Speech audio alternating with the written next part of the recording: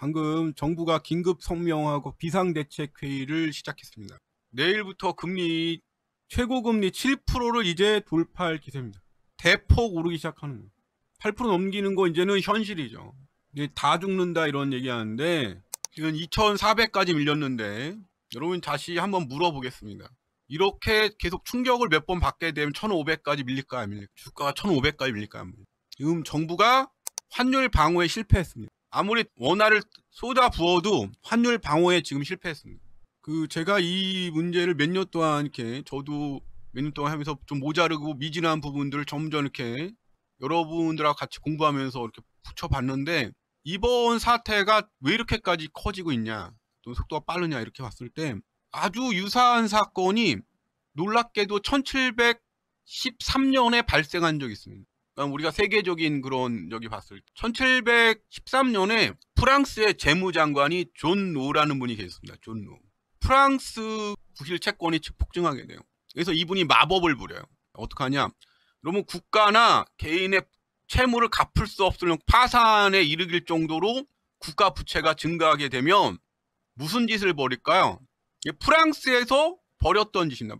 그러니까 우리가 알기로 지금 코인 사기가 지금 벌어졌다고 생각을 하는데 아닙니다. 코인 사기는 300년 전에 프랑스에서도 벌어졌었어요. 그 이름이 존 노 사건이에요. 그러니까 지금의 분위기가 뭐냐? 존 노라는 거죠. 프랑스 재무장관이었어요. 그러니까 국가의 채무 증서에 꼭 갚아야 되는 돈이야. 그러니까 어떻게 했을까요? 채무만큼 화폐를 발행을 해야 돼요. 그런데 그 화폐를 발행하는 걸 뭘로 발행했냐? 주식으로 발행했어요. 그러니까 황금이 있다고, 없는 황금이 있고 황금이 보관돼 있고 은행에 황금이 없었어. 황금 증서만 있었지. 황금 증서와 이게 자본금이야. 자본금, 황금 증서 자본금하고, 그리고 미시시피 강이라는 미시시피 강이 있는 그 미국의 그 주가 있어요. 그것 때문에 나중에 나폴레옹은 그것 때문에 팔게 됩니다. 이 두 가지를 결합해서 동인도 회사 같은 프랑스 동인도 회사를 만듭니다. 국가가 보증해주고 국가 신용으로. 그러니까 땅도 있고 금도 있으니까 미시시피만 개척을 하면 엄청난 돈을 버는 거예요. 근데 미시시피 주에는 사실은 아무것도 없었습니다. 그러니까 황금도 여기도 없고 여긴 황금 증서, 오로지 믿고 있는 게 안 되면 원금 보장되는 황금이 있다. 미시시피 그 어마어마한 지금 프랑스의 10배나 되는 미시시피 주를 채권 증서 있는 사람들한테 다 나눠준다. 근데 여기도 황무지. 여기 갖다 3,000명이 굶어 죽어요. 국가가 영국도 그렇지만은 처칠 할아버지가 사기를 벌였지만 남양화 회사인가 그 회사 그 주인데 이번에 회계제도 거기 나온 건데 회계감사제도 거기 나온 건데 영국도 그 전에 50년 전에 1650년대 이런 대규모 사기를 벌였지만 파산 때문에 프랑스도 국가 파산을 피하기 위해서 존노를 동원해서 루이 14세 때 14세 말기에 이 사기를 벌입니다. 대규모. 열대의린가 늪지. 그 전에 아무것도 없는 거. 국가가 신용한다는 이 투자증서. 투자증서는 만약에 이게 다 빵이 되거나 그러면 안 갚아도 되는 거니까 갑자기 부채가 뭐가 된 거야? 국가 부채가 투자증서로 투자 증권으로 바뀌는 놀라운 마법이 벌어지고 이 투자금 증권의 가격이 미친 듯이 올라간 거예요. 다시 말씀드릴게요. 부채를 증권으로 발행해서 증권을 주식을 상장했더니 가격이 미친 듯이 올라갔다. 근데 어느 날 저거 이상한 것 같아. 갔더니 아무것도 없대. 저 창고에 황금이 있었을까? 미친 듯이 팔면서 아비규환 프랑스 전 국민이 전체가 이 증서에 다 투자를 했거든. 있는 돈 없는 돈 끌어모아서. 알거지가 되는 국민들 현금을 다 팔아먹은 알거지 사태가 되죠. 하도 전쟁을 많이 벌여갖고. 사실은 왕족하고 우리는 몰랐는데 외국인 존노가 와서 사기친 거야.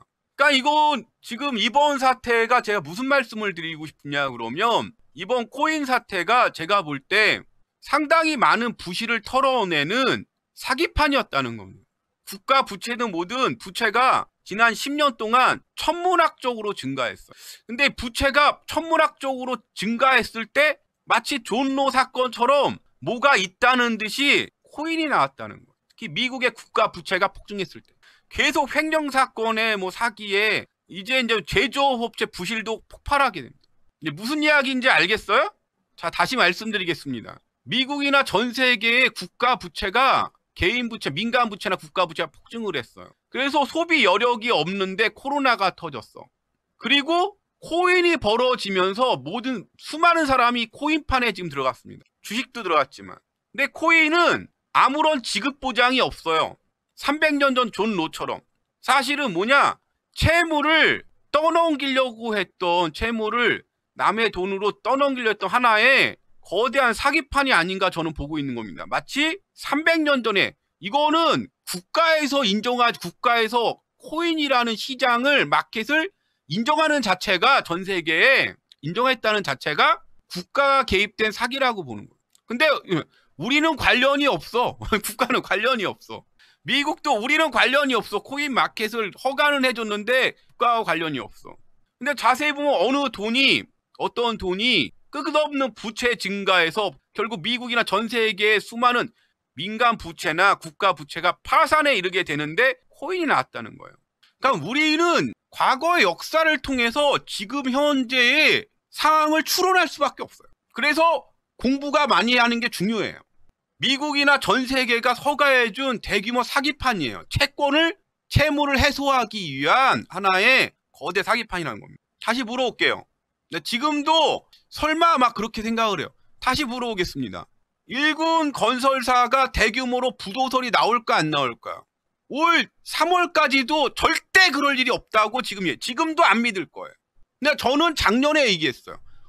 내년 연말쯤 되면 1년 후에 건설사하고 시행사하고 대규모로 파산설이 돌 거고 법정관리설이 돌 거라고. 1년 후에 보면 된다. 지금도 잘 안 믿으실 거예요. 왜 나오냐? 차재가와 인건비가 오르니까 사업을 포기하는 거예요.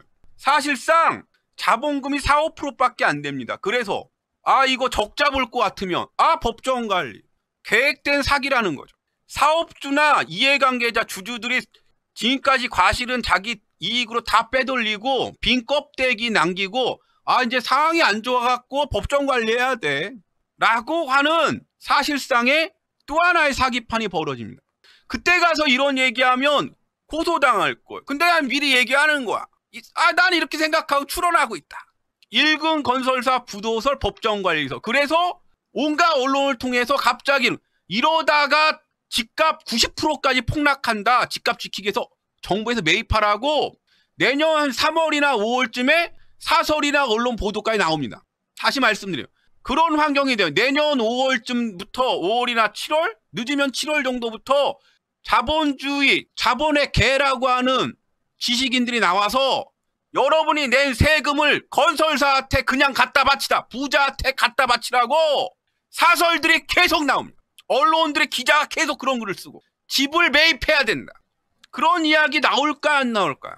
대규모 부도서를 돈 다음에. 그러니 국가에서 미분양난 건 다 매입해줘야 된다. 여러분들 어떻게 생각하세요? 이 나라에 대해서. 이 나라의 이 공화정에 대해서 어떻게 생각하십니까? 가진 사람, 오늘 이렇게 힘들 때 부자들이 장악한 윤석열 정권은 부자 감세만 추진하고 있어요. 앞으로 직장인들 세금, 담배값이니 뭐니 다 올라갈 거예요. 월급 안 올릴 거예요. 부자들 자기들 돈 벌려 없는 여러분의 세금을 털기 위해서, 그리고 예속하기 위해서, 이 나라를 지배하기 위해서 피 같은 혈세를 투입하라고 얘기 나올까 안 나올까요? 돈은 다 빼돌리고 껍데기에 남겨놓고, 그게 건설이든 어느 업계든 전부 세금으로 하라고. 그래서 민영화가 돼야 된다는 최종 결론을 계속 얘기할 겁니다. 결국은 여러분의 공공재산을 전부 사기치겠다고 하는 더러운 개수작이죠. 왜? 다 아는 사람들이고 다 아는 처지고 결국 공의주의 재산을 다 뺏겠다는 겁니다.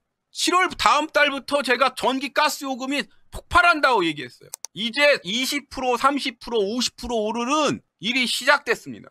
자, 금리가 내일부터 폭발하기 시작합니다. 내일부터 대규모로 시중금리가 오른다고 오늘 발표해놨어요. 내일 올리는데, 내일 금리가 오르는데 오늘 발표했어. 지금 사기꾼들이 전세 사기치기 위해서 집값 오른다고 전세 사기치기 혈안입니다. 4년 새 지금 전세 사기 규모가 78배가 증가했어요. 얼마? 78배입니다. 이거 사실상 경제적 살인행위이기 때문에 이거 다 그냥 사기죄로 집어넣어야 돼요. 자, 내일부터 폭등하는데 한은도 금리 인상을 빅스텝을 이야기가 나오기 시작했습니다. 한은 빅스텝. 내일부터 금리가 오른다는 뉴스가 도배됐어요. 자, 반대 매매가 공포가 지금 확산되고 있습니다. 다하한가죠. 지금 이 나라는 사기처로 속고 속이는 사기판이고 한탕하고 동남아 가면 된다라는 사기꾼 공화국이 됐어요. 미국 기준금리 5% 인상 소리 지금 나오기 시작했습니다. 그렇게 되면 어떻게 세상이 다 멈춥니다. 왜? 이래봤자 남는 게 없으니까. 지금 정부가 세금을 깎아주는 방안들을 부자들 세금만 지금 다 줄여주겠다고. 이 어려운데 부자들 어렵다고 지금 상속세, 법인세 깎는다고 난립니다. 여러분들이 내는 부가가치세하고 건강정보는 담배, 술, 그리고 직장 다니시는 중산층 세금만 올리겠다고 지금 난리. 사실상 지금 연봉 8천 넘어가는 사람들은 선진국에 가까운 세금을 냅니다. 여러분 몰라서 그래요. 지금 우리나라의 중산층 살기 너무 힘들어서 투기한 겁니다. 사실은. 왜? 돈 받으면 40%가 세금이에요. 월급의 40%가 벌써 세금이라고. 8천만이 넘으면 손에 쥘 수 있는 게 4,800만 원밖에 안 돼요. 월급쟁이는. 월급쟁이면 연봉 1억이라도 가져갈 수 있는 게 사실상 가져갈 수 있는 게 5,500밖에 안 됩니다. 연봉 7,800만 원 넘어가는 순간, 6,500만 원 넘어가는 순간부터 실질 세금이 40% 넘어요. 월급쟁이들은. 지금 들어온 지 한 달 만에 이 지랄입니다. 이 세금은 다 보십시오. 다 한 식구 다 족벌 갑니다. 다 재버리고. 이것이 이 나라의 진실이에요. 이 중에 자수성가상이 누가 있습니까? 이 재벌 중에 자수성가상이 누가 있어요? 집안 대대로 부자인 거예요. 개인의 잘못이 아니라고. 자, 원래부터 부잣집 아들들인 겁니다. 본인들이 잘한 거는 좋은 부모, 부자 부모 만난 죄밖에 없는 분들이에요. 그 사람들 영혼 대대로 물려주기 위한 개수작질에 불과한 겁니다. 다 사돈들이에요. 다 한 식구고. 어려운 시대, 공공요금이 세금이니 직장 다니는 여러분들한테만 세금, 부자를 쫓아낸다 로버트 카이소키가 그런 얘기를 하는데 우리나라에는 아무 관련이 없는 얘기라고. 공정하지가 않다고. 한번 부채 나락에 빠지면 영원히 추락할 수밖에 없는 이 나라예요. 그걸 제대로 얘기를 안 한다고. 저 사람들하고 여러분하고 무슨 차이가, 돈 많은 거 말고는 여러분하고 무슨 차이가 있습니까? 사실상 아무 차이가 없어. 이 나라는 공화정 사회입니다. 왜 저 인간들이 벌써 20년대 30년대 나오는 얼굴들만 그 얼굴들입니다.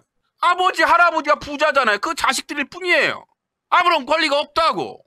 그리고 이 어려운 시기에 부자 되겠다고 들어갔던 사람들, 영끌한 사람들은 이제 저들의 영혼은 대대손손 노예가 될 겁니다. 그게 이 구조적인 시스템이라고. 왜 그걸 얘기를 안 하냐고.